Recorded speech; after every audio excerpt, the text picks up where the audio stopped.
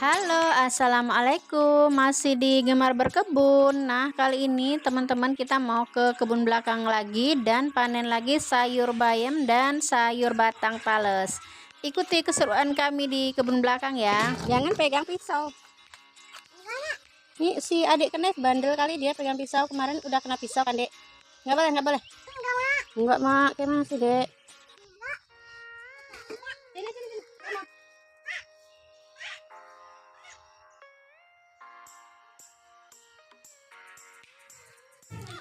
Selain sayur bayam dan batang talas, nanti juga saya mau panen daun pucuk ubi rambat ya. Dan ini daun pucuk ubi rambatnya udah muda-muda lagi dan bisa kita panen lagi. Banyak banget saya tanamnya di sini, cukup untuk kebutuhan kita sehari-hari. Untuk ubi rambatnya sendiri itu agak lama atau agak sulit ya berbuahnya, mungkin karena tanahnya di sini agak keras. Jadi dia subur aja daunnya, tapi buahnya masih agak susah banget untuk berbuah. Jadi 3 bulan sampai 5 bulan itu saya cek pertumbuhannya, dia buahnya itu masih sangat kecil sekali. Tapi nggak apa-apa, kita bisa panen daunnya aja untuk kebutuhan sayur di dapur kita. Nah, ini banyak banget pucuk daun ubi rambatnya yang bisa kita jadikan sayur ya.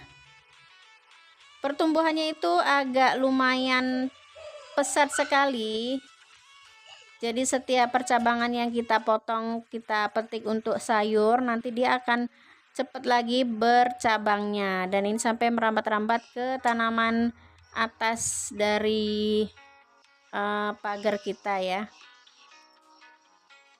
Gampang banget juga nanamnya. Jadi ini termasuk tanaman sayur yang tidak rewel, tapi bisa kita tanam di sembarang tanah yang tidak tertanami oleh tanaman lain, dan dia akan mudah tumbuh dengan subur.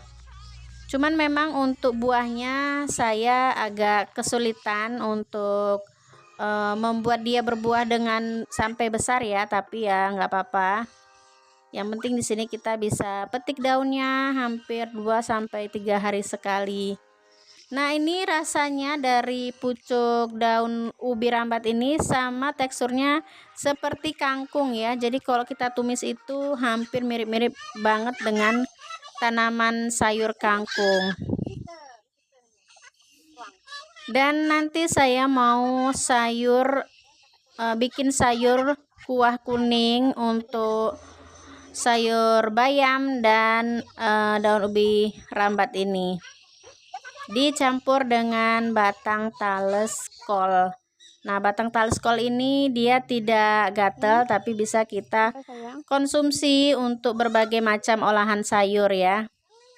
Ada juga daun pepaya Jepang yang ini udah berkali-kali juga saya panen terus dan dia masih subur dan masih tumbuh juga daun-daun barunya. Jadi kalau di sini itu kalau kita nggak panen, nanti yang panen itu adalah kambing ya. Jadi memang harus kita panen dari daun-daunan di sini, karena sayang juga kalau dimakan sama kambing orang ya. Dan ini di atas kolam juga banyak banget dari daun ubi rambatnya yang menjalar-jalar. Jadi nanti bakal kita panen juga. Nah, di bagian sini juga ada daun pepaya Jepangnya yang bisa kita jadikan tambahan dari sayur kita nanti. Nah, ini ada talas ungu yang rencananya saya mau bongkar ya, mau saya panen umbinya, tapi saya belum ada waktu untuk ke belakang lagi karena masih sangat repot sekali. Tapi nanti insya Allah saya akan bongkar dan akan kita olah umbinya jadi panganan untuk keluarga. Nah, ini ada daun kenikir yang udah sangat subur-subur banget ya, tapi saya masih eman-eman untuk memetiknya karena masih senang gitu lihat daun kenikirnya ini tumbuh dengan suburnya. Ada juga ini jambu citra yang saya cangkok dari tempat atau dari pohon jambunya tetangga. Alhamdulillah udah sebesar ini, dan kemarin itu rimbun banget. Terus saya pangkas-pangkas dari cabang airnya, dan saya berharap bisa cepet tumbuh bunganya ya, karena udah hampir setahun lebih juga saya tanamnya. Ini ada cabai caplak warna putih, dan ini sepertinya cabang satu-satunya yang masih produktif. Cabang atau pohon yang lain itu udah pada mati karena udah terlalu lama juga. Sekarang saya sedang coba tanam lagi dari pembibitan cabai caplaknya yang udah mulai besar-besar, jadi sudah mulai saya tanam-tanam lagi di beberapa tempat di sekitaran dari kebun ini. Masih petik-petik juga daun bayamnya, 1-2 masih kelihatan ya. Karena nggak tahu kenapa bijinya yang udah saya tabur banyak sekali itu rupanya masih kalah cepat pertumbuhannya dengan rumput-rumputan yang pertumbuhannya itu sangat cepat sekali. Nah, ini saya coba panen dari daun ubi talesnya yang ada di kolam ikan hias milik anak-anak ya. Kolam ikan hias ini enggak begitu dalam, dia dangkal aja karena memang tidak begitu tinggi, dan waktu pembuatannya itu tidak dikeruk dari tanah yang ada di bawah kolamnya, tetapi langsung aja itu Pak suami membuat bedengan-bedengan, kemudian dicor sedikit. Nah, ini lumayan banyak hasil panenan dari sayur daun ubi jalarnya, ubi rambatnya ya. Banyak sekali, dan ini cukup untuk sayuran kita pada hari ini. Dan di sini rupanya alhamdulillah tumbuh dari setekan bunga mawar yang berapa waktu yang lalu itu, sekitar sebulan 2 bulan yang lalu saya setek di pot kecil di sini, dan rupanya sudah tumbuh bunganya. Lucu banget ya. Nah, ini lanjut saya mau panen dari batang talasnya yang ada di pinggir pagar sebelah sini, dan ini ada 2 batang yang udah subur-subur sekali. Rencananya saya mau panen aja semuanya karena batang talas kol ini dia juga agak nggak bisa subur ya. Jadi segini itu udah paling besar juga pertumbuhannya, dan nggak baik juga kalau kita biarkan sampai berbunga. Jadi sepertinya kurang enak gitu kalau nanti dia sampai tumbuh bunganya. Jadi ini mau saya pangkas dan saya panen semua batang utamanya, lalu nanti akan tumbuh anakan baru, karena saya lihat sudah ada banyak anakan baru di sekitar batang utama ini. Jadi saya beri kesempatan buat anak-anak tunas barunya bertumbuh ya. Makanya indukannya dua tunas atau 2 bonggol ini saya panen semua. Nah, ini dia panenannya lumayan banyak. Kemudian untuk daun talasnya saya akan berikan kepada lele dan kura-kura di kolam lele. Oh ya, sebelum masuk saya sempat videoin, ini ada beberapa macam bunga miana yang saya suka banget sama macam-macam corak dari bunga miana ya. Dan ini tumbuh subur di sini, rencananya udah mau saya stek lagi di beberapa tempat karena percabangannya sudah mulai tinggi-tinggi sekali. Sekarang saya mau kasih makan lele dan kura-kuranya dengan daun talas yang tadi batangnya kita panen, dan ini adalah kesukaan dari kura-kura ya. Jadi kura-kura itu senang banget sama daun talas kol dan daun talas kimpul. Juga rumput-rumputan, kalau kita sempet cabut-cabut rumput itu kita cemplungin aja ke dalam kolam lele. Alhamdulillah ini panen sayurnya pada sore hari ini tuh banyak banget dan cukup untuk sayuran kita hari ini. Ini sangat banyak dari daun ubi jalarnya ya ketimbang daun bayam, karena daun bayam itu udah kemarin kita banyak petiknya, jadi udah habis juga daun bayamnya. Jadi sekarang tinggal daun ubi rambat dan daun pepaya Jepangnya. Untuk batang talasnya saya nggak pakai semua, tapi kurang lebih 2 cabang aja kita pakainya, karena ini udah banyak banget ya.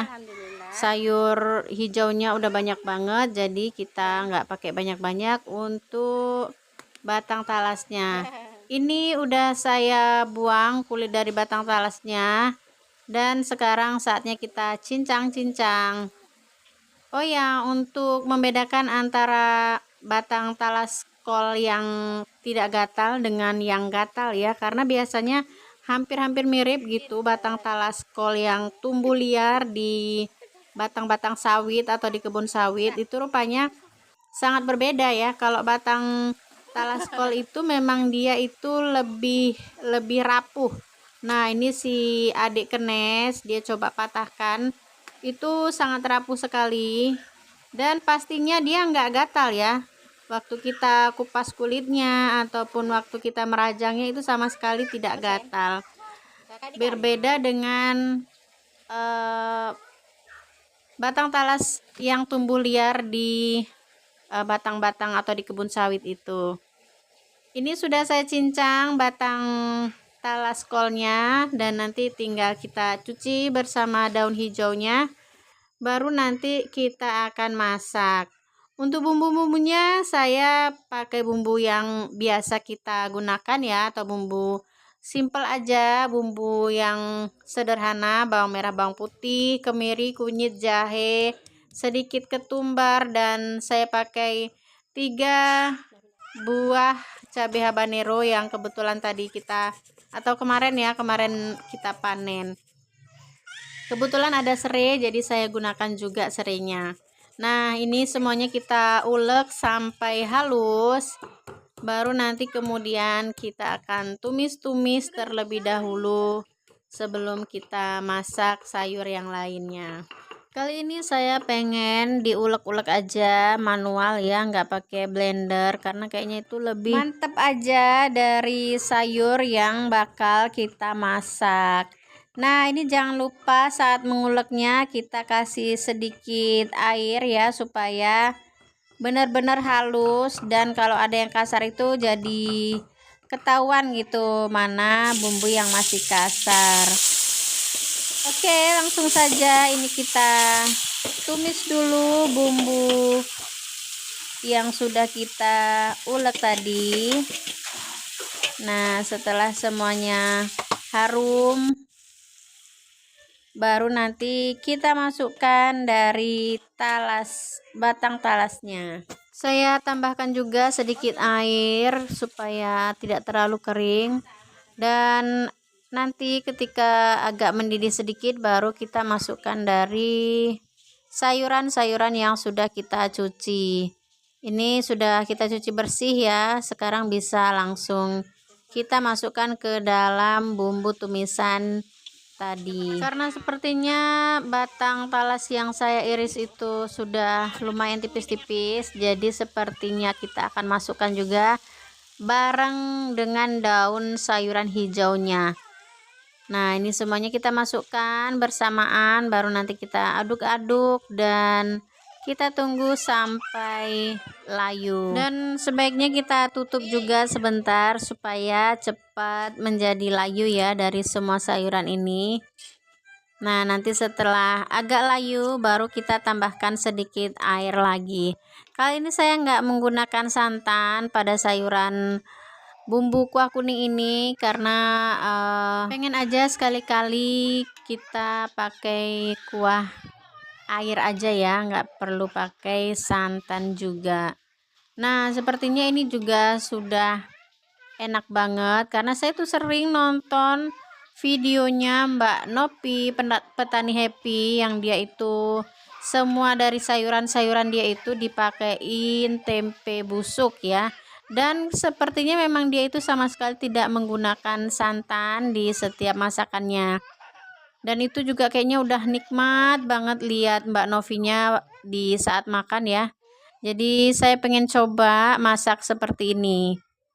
Nah, ini dia hasilnya udah mateng dan siap untuk kita hidangkan. Ini daun-daunnya juga udah empuk semuanya dan batang talasnya udah pasti empuk banget ya.